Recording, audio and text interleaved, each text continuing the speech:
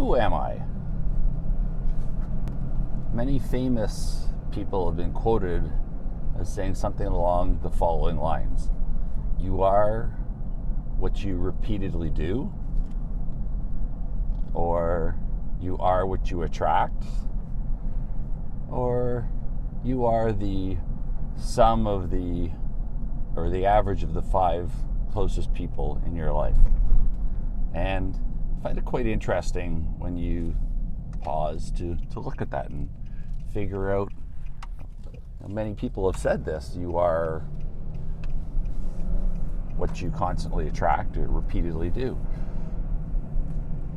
So when you get stuck in a loop of angst, quite often we find people to talk to share that angst. And if we continue to share the angst on a regular basis, we're going to attract other people who share angst. We're going to start to dwell on it, and not everyone, but you tend to dwell on it and end up focusing on negative all day. And as an earlier video, we talked about what we focus on grows. So if we're focusing on our woes all day, then that's just going to grow.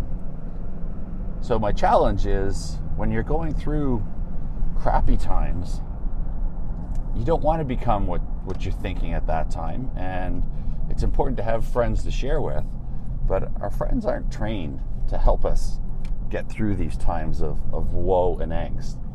So the solution in my mind is, if you've tried different methods of flowing on your own and it doesn't work, well, why not go see a therapist, a counselor, a psychologist, or I prefer to call them nowadays a brain strategist, and spend some time with them, and they can give you strategies to move out of the state of woe and angst.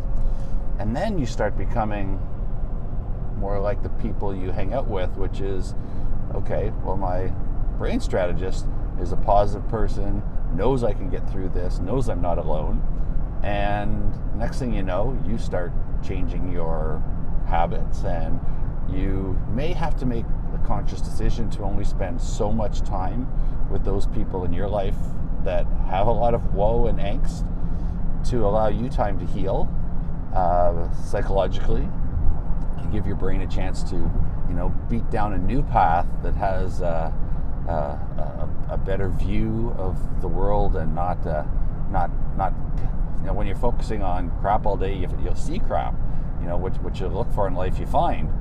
And so learning to maybe only spend 10-15 minutes a day, give yourself permission to go through the crap of your day, but only give it 10 or 15 minutes a day, and regularly through your day do your 5-finger breathing and attitude of gratitude, and let that habit become the new you and rewire your brain.